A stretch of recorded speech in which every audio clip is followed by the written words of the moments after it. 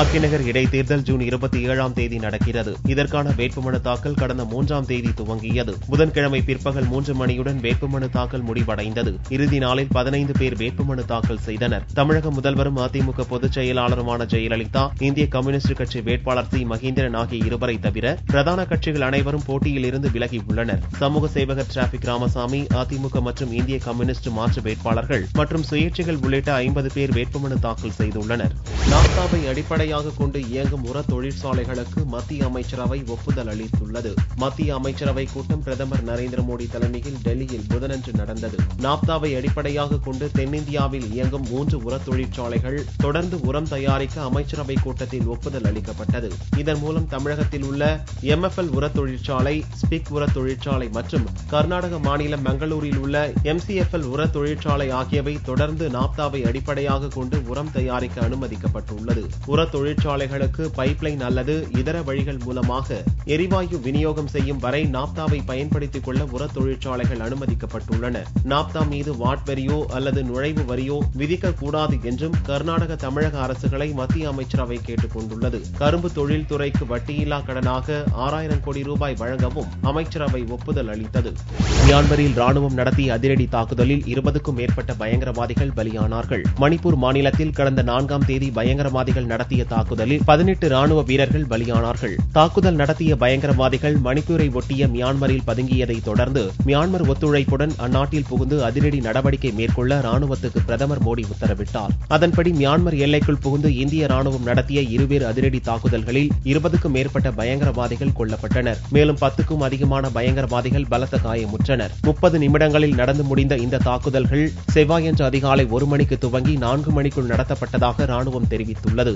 Manipur Myanmar எல்லை, Myanmar Nagaland எல்லை என இரு இடங்களில் செயல்பட்டு வந்த இரு பயங்கரவாத முகாம்களை ராணுவத்தினர் முற்றிலும் அழித்துள்ளனர். காணாமல் போன விமானத்தில் இருந்த 3 கடற்படை அதிகாரிகள் உயிருடன் இருக்க வாய்ப்புள்ளதாக தமிழக கடலோர காவல்படை கூடுதல் டிஜிபி சைலேந்திரபாபு தெரிவித்துள்ளார். சென்னையில் இருந்து காணாமல் போன விமானம் குறித்து தமிழக கடலோர காவற்படை கூடுதல் டிஜிபி சைலேந்திரபாபு புதனன்று புதுச்சேரி காவற்படை அதிகாரி சோமசுந்தரம், இந்திய கடலோர காவற்படை கமாண்டன்ட் உதயகுமார் சௌத்ரி, புதுச்சேரி காவல்துறை டிஐஜி கண்ணன் ஜெகதீசன் ஆகியோருடன் ஆலோசனை நடத்தினார். பின்னர் செய்தியாளர்களிடம் பேசிய அவர், புதுச்சேரி நாகை இடையே விமானம் விழுந்திருக்கக்கூடும் என்பதால் தேடுதல் வேட்டை முழுவீச்சில் நடப்பதாக கூறினார். மேலும் டார்னியர் விமானம் விழுந்தாலும் நீரில் மிதக்கும் தன்மை கொண்டதால் விமானத்தில் உள்ள 3 அதிகாரிகளும் உயிருடன் இருக்க வாய்ப்புள்ளதாக சைலேந்திரபாபு நம்பிக்கை தெரிவித்தார். காணாமல் போன டார்னியர் விமானத்தை பற்றிய தகவல் எனக்கு கிடைச்சிடும் அப்படின்னு நம்புறோம். இது பெரும்பாலும் கடல்ல மிதக்கக்கூடிய வகையில உள்ள விமானம் தான். அந்த வகையில் அவங்க உயிரோடு இருக்கிறதுக்கு வாய்ப்பு இருக்கு. அவங்க உயிரோட மீட்கிறதுக்கான எல்லா நடவடிக்கையும் எடுக்கிறோம். டெல்லி கவர்னர் ஜங்கை முதல்வர் கேஜ்ரிவால் திடீரென சந்தித்து பேசினார். டெல்லி சட்டத்துறை அமைச்சராக இருந்த ஜிதேந்திர சிங் தோமரை போலீசார் கைது செய்ததால் உண்டான பரபரப்பான சூழலில் கவர்னர் நஜீர் ஜங்கை, முதல்வர் அரவிந்த் கேஜ்ரிவால், துணை முதல்வர் மணீஷ் சிசோடியா சந்தித்து பேசினர். அப்போது ஜிதேந்திர சிங் தோமரின் ராஜினாமா கடிதத்தை கவர்னர் மூலம் ஜனாதிபதிக்கு கேஜ்ரிவால் அனுப்பினார். மேலும் புதிய சட்ட அமைச்சராக கபில் மிஸ்ரா நியமிக்கப்பட்டது குறித்தும் கவர்னருடன் கேஜ்ரிவால் பேசினார். போலி பட்டச்சான்றிதழ் விவகாரத்தில் கைது செய்யப்பட்ட டெல்லி முன்னாள் அமைச்சர் தோமர் ஜாமீன் கோரி நீதிமன்றத்தில் மனு செய்துள்ளார். போலி சட்டப்படிப்பு சான்றிதழை பயன்படுத்தி வக்கீலாக பதிவு செய்து கொண்டதாக டெல்லி பார் கவுன்சில் அளித்த புகாரின் அடிப்படையில் டெல்லி சட்ட அமைச்சராக பதவி வகித்த ஜிதேந்திர சிங் தோமரை செவ்வாயன்று டெல்லி போலீசார் கைது செய்தனர். அதையடுத்து அவர் தனது அமைச்சர் பதவியை ராஜினாமா செய்தார். இந்நிலையில் தோமருக்கு ஜாமீன் வழங்க கோரி அவரது சார்பில் வக்கீல்கள் டெல்லி சாகித்தில் உள்ள செஷன்ஸ் நீதிமன்றத்தில் புதனன்று பிற்பகலில் மனு தாக்கல் செய்தனர். அந்த மனுவை வியாழனன்று விசாரணைக்கு எடுத்துக்கொள்ள நீதிமன்றம் ஒப்புக்கொண்டுள்ளது. ஜிதேந்திர சிங் தோமர் ராஜினாமாவை தொடர்ந்து புதிய சட்ட அமைச்சராக கபில் மிஸ்ரா நியமிக்கப்பட்டுள்ளார். போலி சட்டப்படிப்பு சான்றிதழ் விவகாரத்தில் டெல்லி சட்ட அமைச்சராக இருந்த ஜிதேந்திர சிங் தோமர் செவ்வாயன்று திடீரென கைது செய்யப்பட்டார். அதைத் தொடர்ந்து அவர் தனது பதவியை ராஜினாமா செய்தார். இந்நிலையில் டெல்லியின் புதிய சட்டத்துறை அமைச்சராக கபில் மிஸ்ராவை ஆம் ஆத்மி அரசு நியமித்துள்ளது. காரவால் நகர் சட்டசபை தொகுதியில் ஆம் ஆத்மி சார்பில் போட்டியிட்டு எம்எல்ஏவாக தேர்வான கபில் மிஸ்ரா இப்போது டெல்லி குடிநீர் வாரிய துணைத் தலைவராக உள்ளார். +1 சேர்க்கைக்கு மாணவிகள் அலைக்கழிக்கப்பட்டதை கண்டித்து புதுச்சேரியில் அரசு பெண்கள் மேல்நிலைப் பள்ளிக்கு பெற்றோர் பூட்டு போட்டு முற்றுகையில் ஈடுபட்டனர். புதுச்சேரி கதிர்காமம் அரசு பெண்கள் மேல்நிலைப் பள்ளியில் +1 சேர அனுமதி மறுத்ததால் மாணவிகள் பெரிதும் அவதிக்குள்ளாகி வருகின்றனர். இதை கண்டித்து புதனன்று 50க்கும் மேற்பட்ட மாணவிகள், பெற்றோர், இந்திய மாணவர் பெருமன்றம் மற்றும் இந்திய கம்யூனிஸ்ட் கட்சியினர் பள்ளி கேட்டிற்கு பூட்டு போட்டு முற்றுகை போராட்டத்தில் ஈடுபட்டனர். சம்பவ இடத்திற்கு விரைந்து வந்த போலீசார் போராட்டத்தில் ஈடுபட்டவர்களிடம் சமாதான பேச்சுவார்த்தை நடத்தி முற்றுகையை கைவிட செய்தனர். அமலாக்கத்துறை முடக்கிய சொத்துக்களை விடுவிக்க கோரிய சன் குழுமத்தின் மனுவை சென்னை உயர்நீதிமன்றம் தள்ளுபடி செய்தது. திமுகவை சேர்ந்த தயாநிதி 2006இல் மத்திய தொலைத்தொடர்பு தொலைத்தொடர்புத்துறை அமைச்சராக இருந்தபோது தனது அதிகாரத்தை பயன்படுத்தி ஏர்செல் மேக்சிஸ் நிறுவன முறைகேட்டில் ஈடுபட்டதாக வழக்கு தொடரப்பட்டது. இது தொடர்பாக கடந்த 2011 அமலாக்கத்துறை விசாரணை நடத்தியது. தயாநிதி அவரது சகோதரர் கலாநிதியிடம் விசாரணை நடத்திய அமலாக்கத்துறை சன் குழுமத்தின் 742 கோடி ரூபாய் சொத்துக்களை முடக்கியது. இந்த சொத்துக்களை விடுவிக்க கோரி சன் குழுமம் சார்பில் சென்னை உயர்நீதிமன்றத்தில் மனு தாக்கல் செய்யப்பட்டது. இவ்வழக்கு புதன்கிழமையன்று நீதிபதி சத்யநாராயண முன் விசாரணைக்கு வந்தது. ஏர்செல் மேக்சிஸ் முறைகேடு தொடர்பான வழக்கின் அடிப்படையில் சொத்துக்கள் முடக்கப்பட்டதாகவும் இது தொடர்பாக உச்சநீதிமன்றத்தில் வழக்கு நிலுவையில் உள்ளதால் சொத்துக்கள் முடக்கத்திற்கு தடை விதிக்க முடியாது, வேண்டுமானால் உச்சநீதிமன்றத்தை அணுகலாம் என கூறிய நீதிபதி மனுவை தள்ளுபடி செய்து உத்தரவிட்டார்.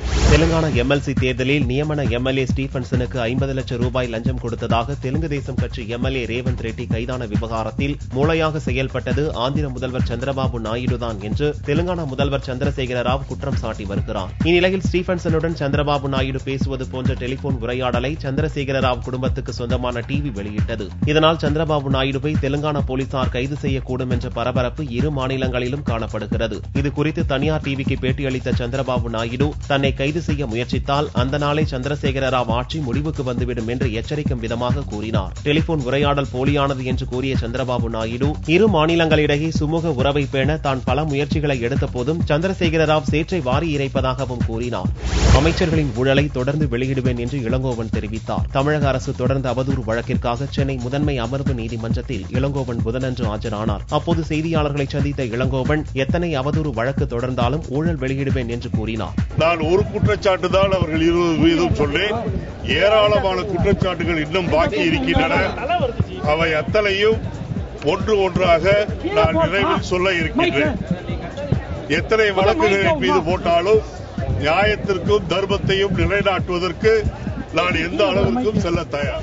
மத்திய ஊழல் கண்காணிப்பு ஆணையராக சௌத்ரி பதவி ஏற்றார். அரசு அமைப்புகளில் நடக்கும் ஊழல்களை கண்காணித்து நடவடிக்கை எடுக்கும் அமைப்பான மத்திய கண்காணிப்பு ஆணையத்தின் புதிய ஆணையராக KV சௌத்ரி அண்மையில் நியமிக்கப்பட்டார். அவர் ஜனாதிபதி மாளிகையில் பதவி ஏற்றுக் கொண்டார். அவருக்கு ஜனாதிபதி பிரணாப் முகர்ஜி பதவி பிரமாணம் செய்து வைத்தார். அவரை தொடர்ந்து தலைமை தகவல் ஆணையராக விஜய் சர்மா பதவி ஏற்றார். அவருக்கும் ஜனாதிபதி பிரணாப் பதவி பிரமாணம் செய்து வைத்தார். விழாவில் பிரதமர் நரேந்திர மோடி, மூத்த மத்திய அமைச்சர்கள் உட்பட பலரும் கலந்து கொண்டனர்.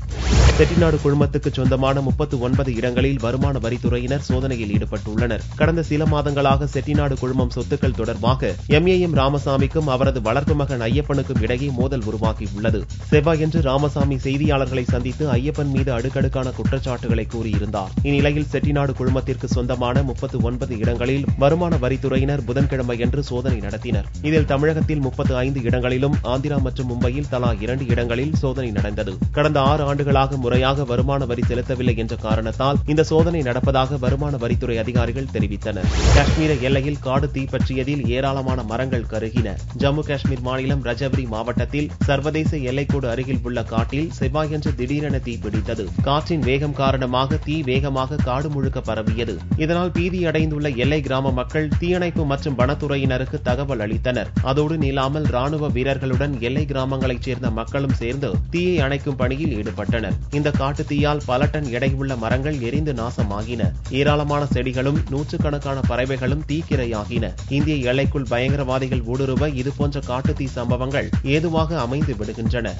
பட்டப்பகலில் கத்தியை காட்டி 17 லட்சம் ரூபாய் கொள்ளையடிக்கப்பட்ட சம்பவம் குஜராத்தில் பரபரப்பை ஏற்படுத்தியுள்ளது. குஜராத் மாநிலம் ராஜ்காட்டில் உள்ள தனியார் நிறுவனத்தில் பணிபுரிந்து வருபவர் சுனில் லால்வானி. இவர் ராஜ்காட் ஜவஹர் சாலையில் உள்ள பஞ்சாப் நேஷனல் வங்கியில் இருந்து 17 லட்சம் ரூபாயை எடுத்துக்கொண்டு இருசக்கர வாகனத்தில் வரும்போது 3 பேர் கொண்ட கும்பல் அவரை வழிமறித்து அவரை கத்தி முனையில் கடுமையாக தாக்கி 17 லட்சத்தை பறித்துக் கொண்டு தப்பினர். பட்டப்பகலில் இந்த காட்சி அருகிலுள்ள பங்களா ஒன்றில் இருந்த சிசிடிவி கேமராவில் பதிவாகியுள்ளது. சிசிடிவி காட்சிகளின் அடிப்படையில் கொள்ளையர்களை போலீசார் தேடி வருகின்றனர்.